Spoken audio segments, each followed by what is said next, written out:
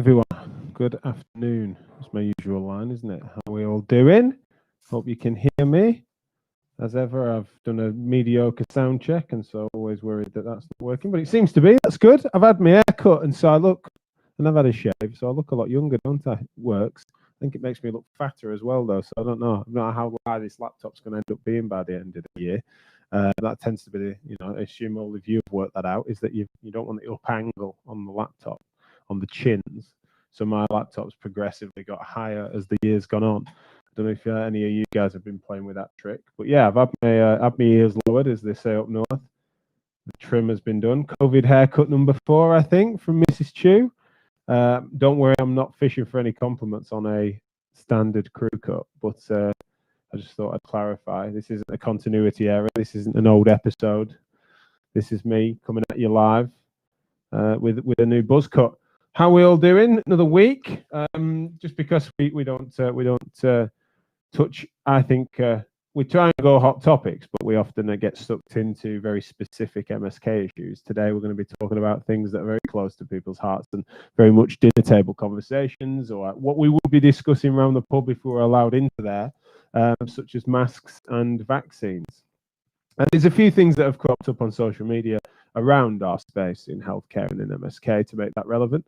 And so, yeah, I wondered if I could try and get some of you involved as ever. And so I want to ask you 2 key questions. That's where I usually like to start for those that are tuning in live. But as I've mentioned before, this gets cast to 7 different social media platforms at once, live at 12:30 each day, but then also is available on all podcast players and Spotify after the fact. And so many thanks to those of you that get in touch afterwards by commenting on the social media feeds if you tune into the video, but also those that tune in on audio, send messages and emails and stuff. And we really appreciate that, because we know that it's not always convenient to tune in at 12:30, especially international listeners. Thank you to those that tune in America, particularly on the podcast. Actually get more American listeners than British listeners when it comes to the actual audio version, because obviously the time zones don't always apply. So many thanks to those of you that are tuning in on a regular basis. It really means a lot, but also for your participation. It really is for us to chew it over together as a group. So my questions for you today to start us off are, what are you currently feeling about the existence of mask wearing, both in healthcare and in wider society? How are you getting on with it? Any frustrations? Is it something that, I've heard a lot of people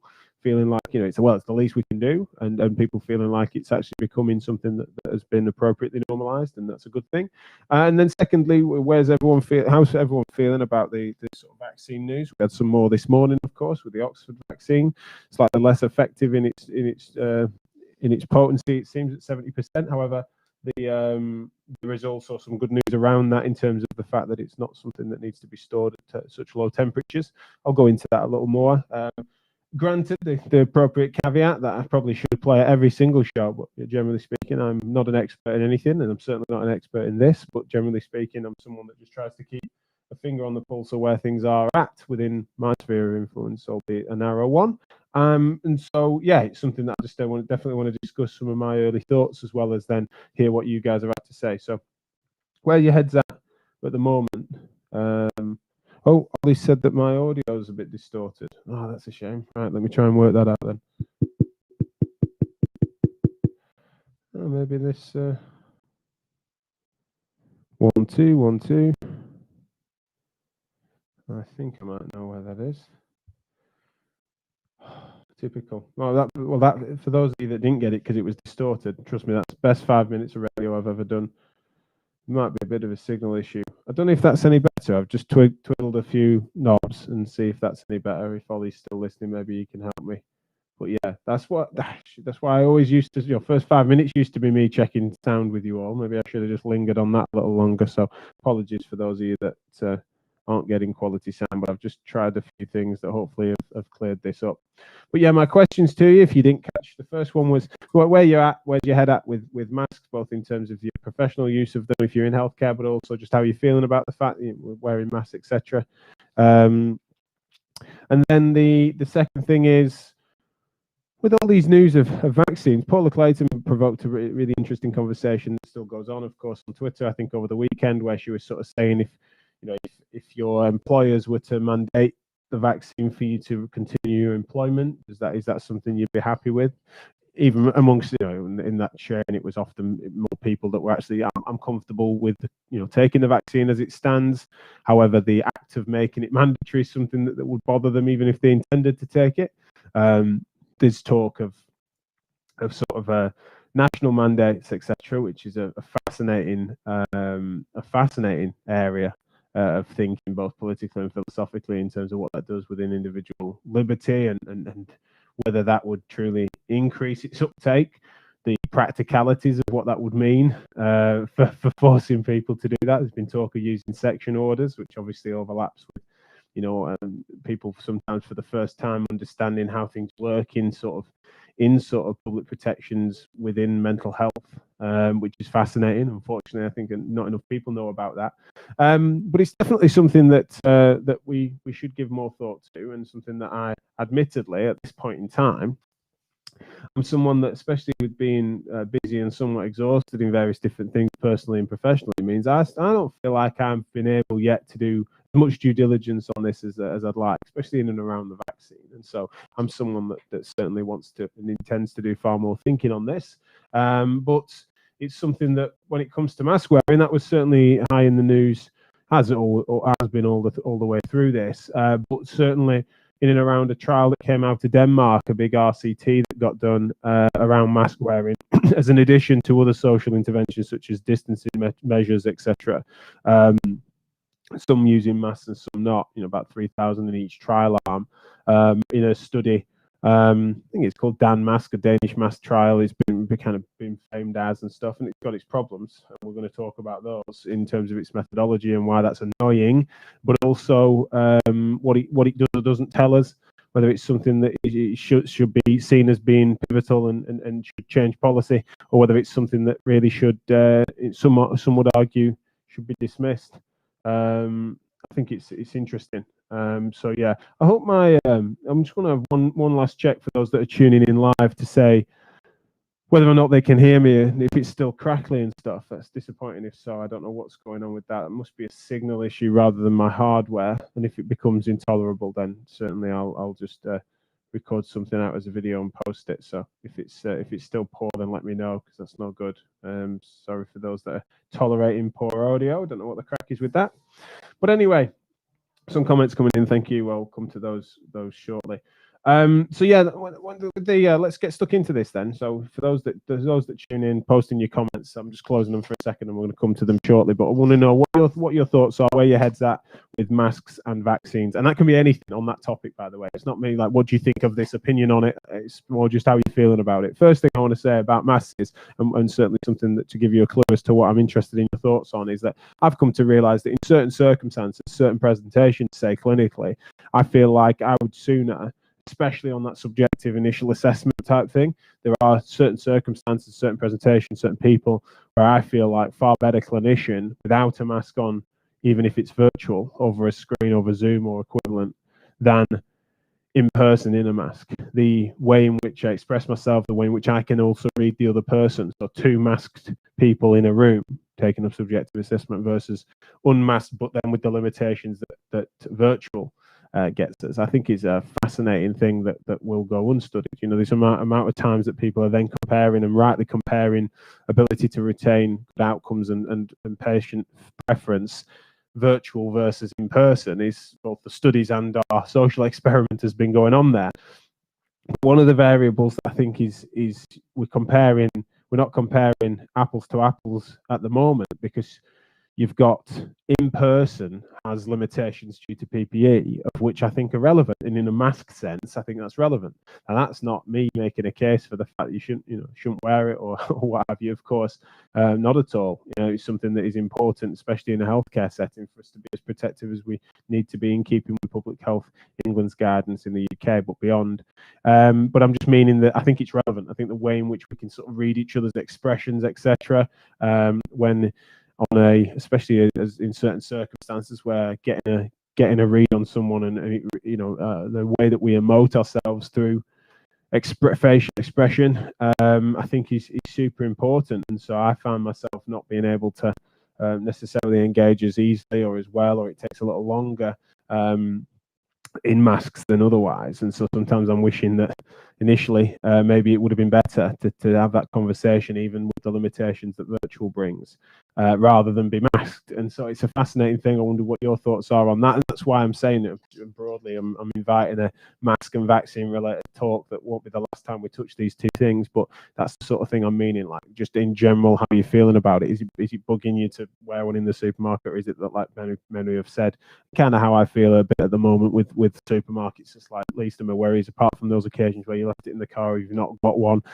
where it becomes inconvenient. But otherwise, if it's in my pocket and I'm in there for 5 minutes in a co-op or whatever, it actually doesn't particularly bother me. But I can also understand the massive difference between whether it puts someone out or whether it's something that in other countries, particularly, I've been hearing from people that say, look, there's sort of mandatory orders in certain districts and states and things like that, whereby people are saying that even walking around the street, they have to wear a mask or can be fined or whatever and stuff. And you can so see that that's strange.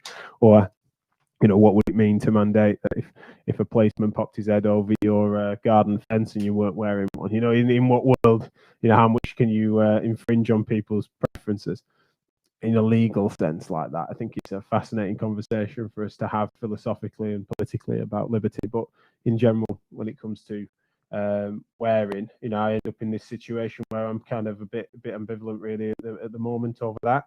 But this mass trial was really relevant in that. And the Danish mass trial, like I said, about 3,000 people in each trial arm, that I think was relevant. I think what I would suggest is that you want to always read.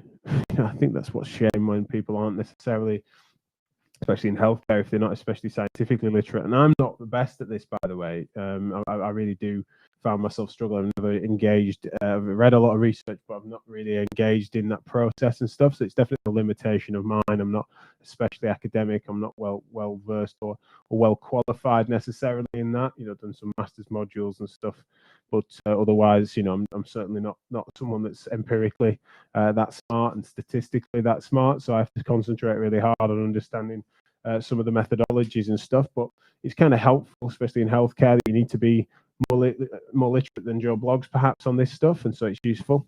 Now, when I read then the Danish mass trial, you kind of got some obvious limitations, most of which, though, admittedly, they do describe in the trial. It's one of the things that I saw some of the commentary around it, because it comes to a conclusion, for those that haven't seen it, that suggests that there isn't really a significant difference in the likelihood of getting COVID to be masked or not, and because that conclusion is so contentious amongst those, especially that have been advocating for mask wearing, then I've seen an instinct to then dismiss it out of hand, much like you see across our industry generally, whereby if a trial says something that we don't like, then it's like suddenly there's a higher scrutiny to its methodology than otherwise. But I think that what's interesting about this one is that there's definitely some flaws that we need to talk about, and I'll go through in a second just some of my instinctive things on first reading.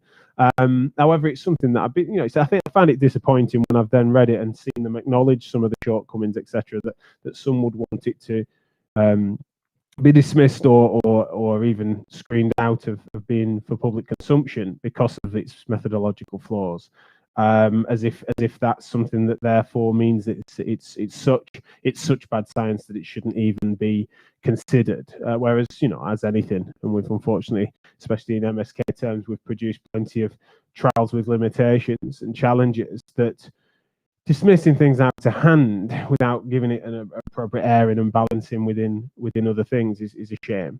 And particularly when it comes to mask wearing, it's not something that is this is one trial that says that, but here's a dozen others of similar and more credible methodologies that then show to the other effect. It's not the case. The case for mask wearing was built from a variety of different qualitative, more than quantitative recognitions, like the mechanism of vector transmission for droplets. It was about social use of mass or equivalents over time in pandemics. It was kind of a humanities qualitative approach, as well as some mechanistic science that then meant that the mask mandates in public places, indoor public places, became more prevalent. It's not strong RCT methodological robust argument really, which didn't make it any weaker in my opinion. I could understand where they came to that conclusion, but then when you have an RCT, it's just a shame for that to see that dismissed out of hand in some quarters because it doesn't suit certain biases.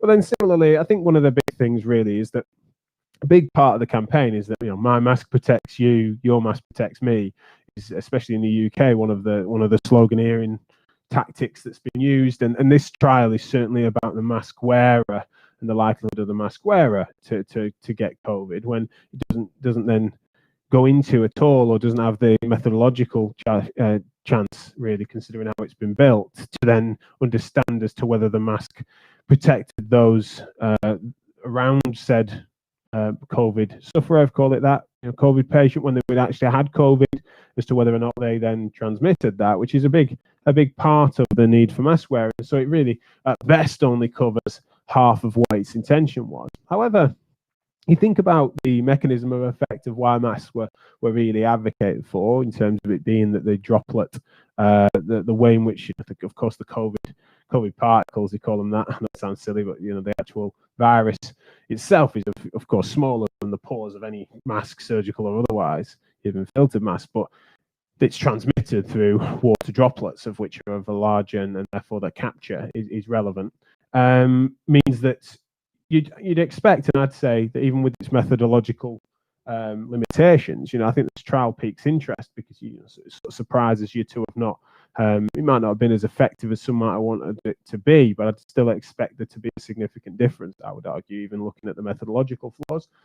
The second thing was that I think it's one of its challenges is that you don't really have a good capture of what the compliance was within mask wearing, because they give each participant 50 masks and explained us how to use it, etc., and then they sort of self-measured their compliance in.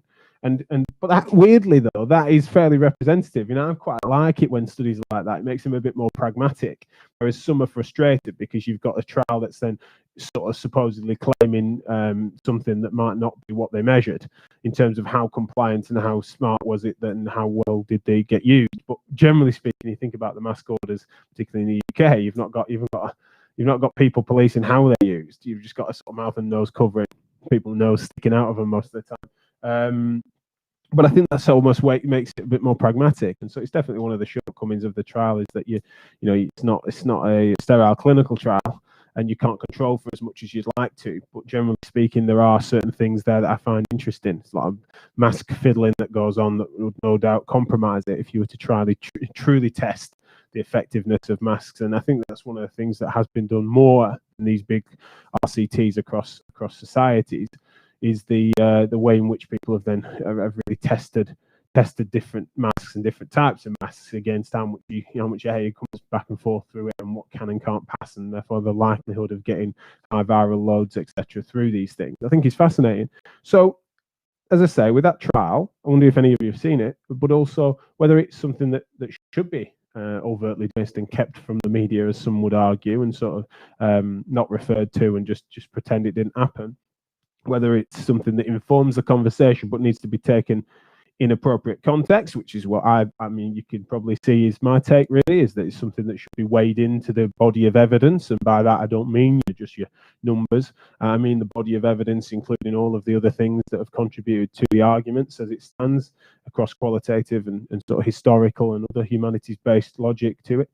And then or is it something that you feel is such strong, it's significant evidence against mask wearing that really it should be moving policy in such a way that then lifts some of the mask mandates that exist, or even the social suggestion that they should be that they are credible. You know, if you feel that this trial is of sufficient evidence to actually move things that far, you know, I'm interested in your take. Whereas, admittedly, I'm a somewhat, especially on first glance, a bit of a fence sitter on that for the moment. So yeah, let's see. I just want to, before I go into vaccines, I want to have a little see as to whether or not you feel mask wearing, just your comments on mask wearing.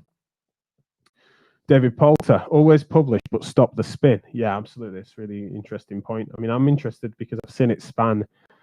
Unfortunately, I've seen it. I wished it wasn't span, but it kind of is across various different. Some are spinning it as if to suggest that this is the evidence we need to infer that they are useless in every which way, and then there's others that spin it to suggest that this is something that it's that bad that it should be dismissed.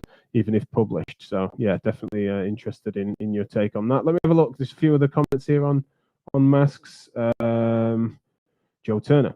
Thank you, Joe. As purely a social observation, I find it fascinating how easily we went from mask wearing being totally weird to quite comfortable, not talking in clinic as much. In a funny way, it makes me optimistic that we are an adaptable species and maybe we can change in more positive ways. That said, as you know, I'm not a fan of masks, visible or invisible ones. Yes, I think it's a great point from Joe. Of course, if you don't know Joe, she's hinting at the end there about the fact that people put in metaphorical masks on in which there's a acting or pretending or having to front up. That's what she's referring to there. But yeah, thanks, Joe. Really interesting points. I think that there is something to be said for that, and I think on a positive, yeah, it could show that we're more adaptable than people sometimes put us down for. In sort of people sometimes say, oh, everyone's slow to change, everyone is resistant to change. Then we have been shown to be adaptable. Unfortunately, I think there is an argument in the negative there as well, in that it kind of shows that unfortunately we're so compliant that we could be then manipulated for ill. You know, if there's any sort of nefarious action, not in this instance, of course, but I mean, unfortunately, sometimes the ability for us to then be quite groupish and just sort of roll our eyes and, oh, it's annoying, but sod it, we'll just go along with it. It means that, unfortunately, that could be used for ill as well. And so I see it, unfortunately, as I often do, trying to weigh things up. I see it as positive in the ways that you've described it, but there is a potential negative there in terms of the fact that, unfortunately, what would it take? I wonder what level people would just comply with, even if it wasn't a smart thing for us to do reasonably. Let's have a little look. What else have we got? Poulter says he finds resistance to mask wearing and vaccination bizarre. He grew up in a polio epidemic. Definitely come to vaccine in a second, but I know we are running out of time. Gerbs has said, people that don't wear masks because of beliefs around COVID, I'm not keen to have them in clinic. I assume he's meaning those sorts of people. I don't know what other risky behaviours they're making. Are they too close? Are they mixing in large groups? Why should I potentially risk my health, my family's health, and patients' health? Even if only potentially an increase in risk to transmission, should I increase my other patients' anxieties of transmission? Wearing masks is easy, it doesn't take much effort, so why not? This is a really lovely point here from Dan, in that it's kind of sometimes mask wearing, it's not even as much about that as much as it is sort of a symbol of seriousness to many, and I think that's certainly relevant. I think it's kind of irritating that that's what it's taken, and that things are so polarized, unfortunately, that that's what it can become. But I think there's something there, is that imagine that we then found out through various more robust trials, and it'd be strange if it went all this way, but the more trials came out, the more we came to realize that, well, that was stupid, we needn't have been wearing masks. There is something to be said for the fact that even then, as a symbol of appropriate seriousness to more irritant style public health interventions, keeping your distance from people, trying to secure only a small bubble of people of which you have close contact with, mask wearing has become part of the symbol of seriousness, hasn't it? And I think that that's something that's certainly relevant. I mean, in some quarters, it's therefore become somewhat of a public virtue signal, in that you're not actually having to act on anything smart or sensible. You're just someone that's just being compliant and seen as being someone that's therefore inherently virtuous to do so without then sort of acting on it. And unfortunately, the hypocrisy that occurs, and we've seen that being sort of many high profile individuals, including apparently the governor of California, who's been creating some quite significant measures that are affecting people, including being fairly preachy on the mask front, but then, you know, do as I say, not as I do, has been part of the hypocrisy that's occurred across many different people, not just high profile, but we see that in our own influence networks amongst friends and family sometimes, is that the people that are sort of hawkish and judgmental with regards to mask wearing will sometimes then be licking their grand's eyeballs the next day, someone else's grand's eyeballs the next day. Unfortunately, I'm being facetious there, of course, but just generally speaking, that consistency doesn't seem to apply. And so Dan makes a really good point there. We haven't got a lot of time, and it's certainly something that therefore I'm going to make sure we visit it when I've given a bit more thought to it as well with regards to vaccines. But I think what's interesting is, you know, Dave said, I've got struggling to find it now, but you know, Dave said, well, why would you avoid being vaccinated? Yeah, and everyone's sort of aware, no doubt, of the broader anti-vax arguments that can occur across, you know, it'd be that from Andrew Wakefield's legacy of questioning its effect on autism, to people that are then Especially interestingly, I'm not meaning to smear here, but there's a sort of, especially an American chiropractic association to immunity and anti-vaccination and the sort of purity, even within certain nutritional aspects, where people have then sort of going all natural includes not having chemicals that are for vaccinating the children, etc., and outbreaks of long gone diseases, including polio, as Dave mentioned.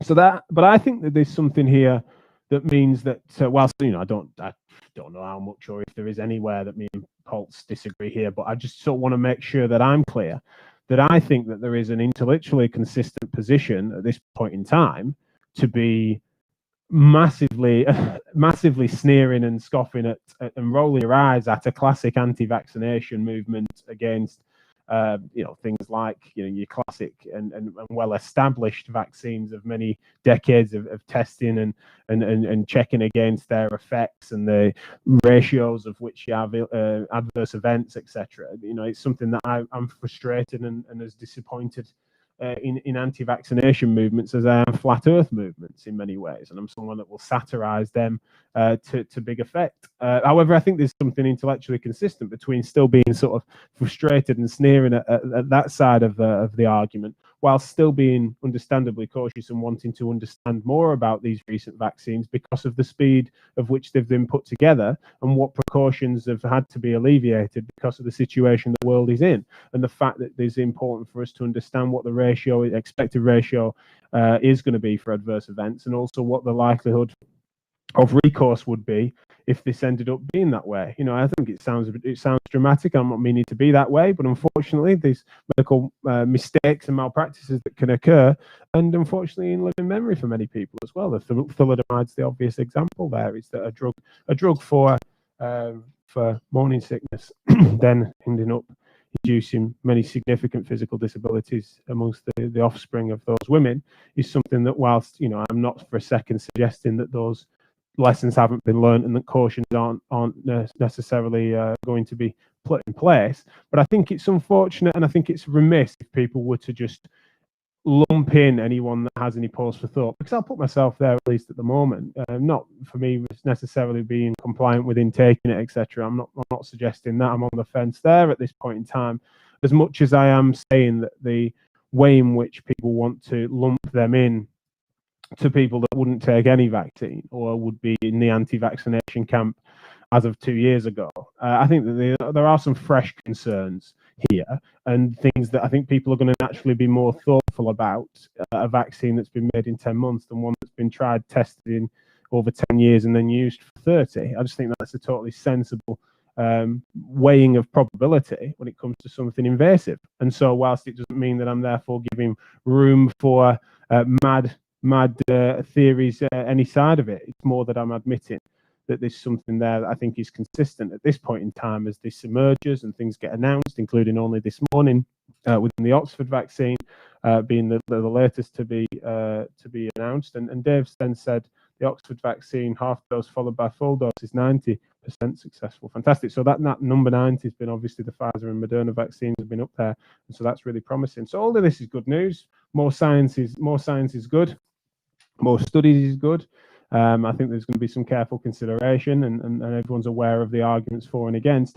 But I do think, admittedly, I just want to say on the vaccine, although we will visit it again, no doubt, I just think there's something that's to be said for giving people the space to. I do think there's room for giving people space to be concerned over this one more than they would be for mandatory Hep B vaccines that we've had to take for decades. To work in healthcare, for example. I just think that there is a relevant difference there. It doesn't mean the conclusion is different when we give it some thought, but I think it's something worth talking about sensibly, maturely, and calmly, rather than it sort of sneering and scoffing or inferring that anyone that, I've seen it on the other side, that anyone that takes it is a moron and succumbing to the sheeple effect, which Joe Turner's just said, reflecting on what we just talked about with regards to masks. Thank you so much. We're out of time there, I notice. Really appreciate you as always, guys. Really enjoying your thoughts, and it gives me some pause as well when I'm reflecting on these topics of which, I've given some thought to, but not loads. And so and no doubt it'll come back around as it goes in and out of the news. Excited for some great shows that we've got this week. So do keep an eye out on social media for us to announce some of the guests that we've got on later, including Gerbs if he texts me back. So Gerbs, Gerbs, if you're still watching, then hopefully we want to get you on the show. I did send you a WhatsApp yesterday, so hope you're not ignoring me. All right, thanks a lot, everyone, and I will see you tomorrow, 12:30. Ta-ra.